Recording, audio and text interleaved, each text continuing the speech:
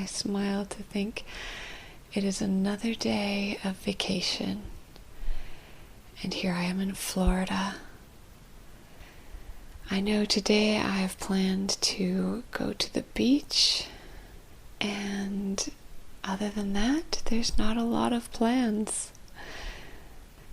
Leaving the campground, we pull into the State Park Road and just glide through this scrub area.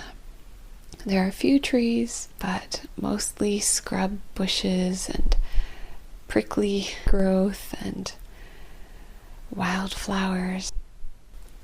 We love this area.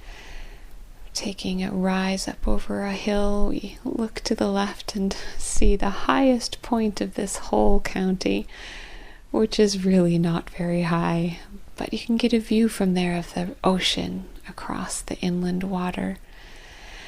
And we are headed that way.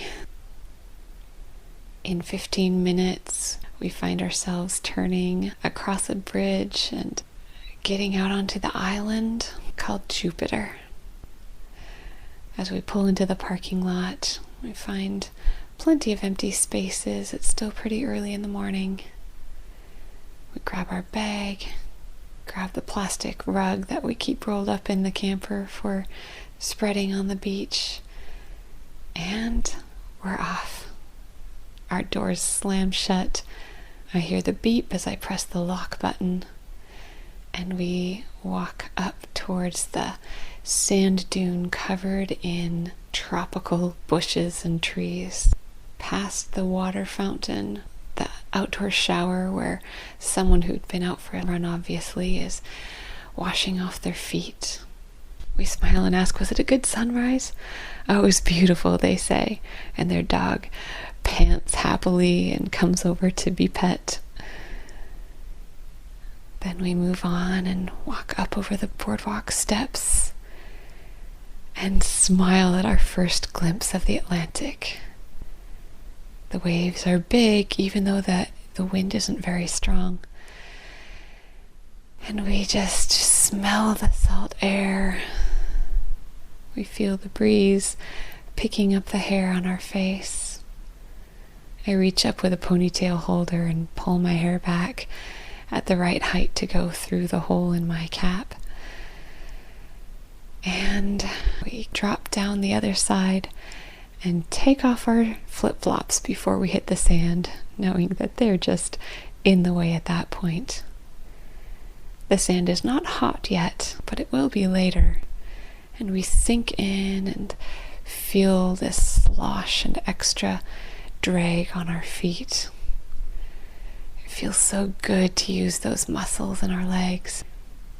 As we work our way through the soft, dry sand, there are plenty of shells around, but this is the area that everyone sifts through, so we just wait to enjoy shells that have washed up newly.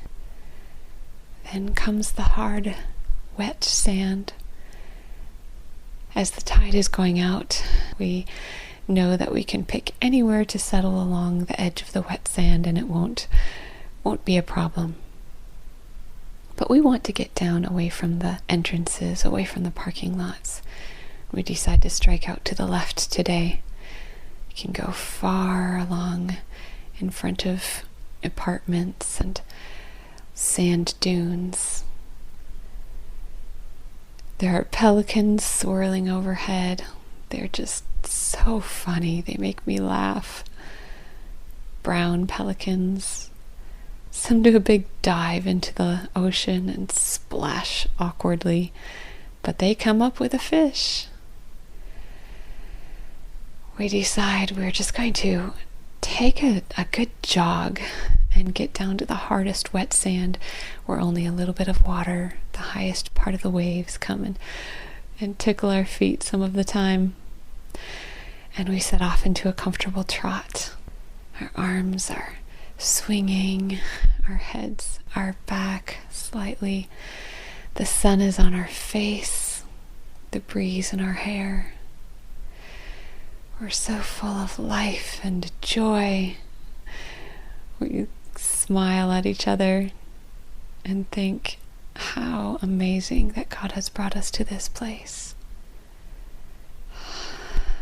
The breath comes deeper as we stretch our legs, and we just enjoy every breath of pure salt air.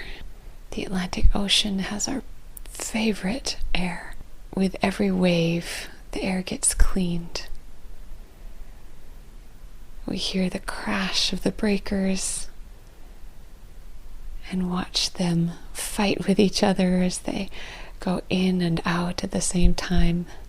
The white foam chasing its way up to us and then swishing past our feet. When we reach a lower spot and the wave comes in further, we swerve to the left around it so we don't get the sand pulled out from our feet and lose our balance while we jog. Pretty soon we reach a peaceful cove and we slow to a walk.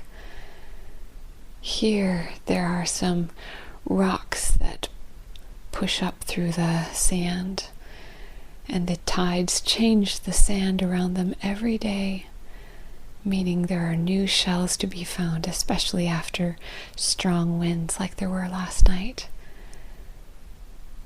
We spread out the rug and plant our bag on it and head for those rocks to see what shells have been caught behind them. Oh, look at this one, I go. There's such a beautiful spiraled point to it. And look at this. I rarely find such a perfect one.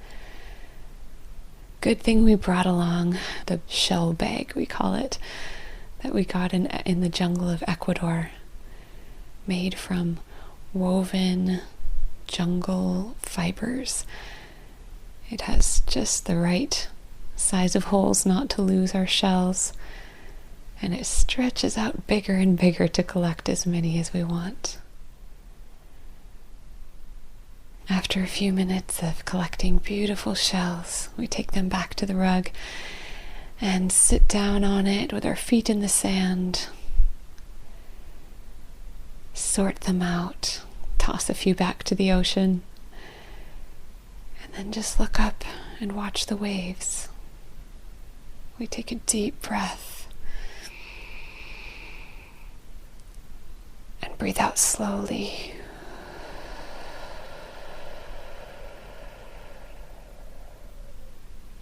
And again, in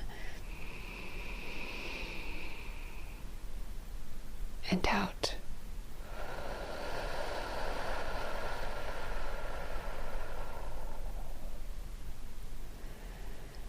There's a ship going by far out on the horizon. And then there's a fishing boat bobbing along nearer, every wave sending them dancing along and dropping into the next trough. They must be having fun. And I wonder what fish they are can catch today. I see coming towards us from the right another beach walker and a dog. And the dog is running circles around their master into the edge of the water and back again.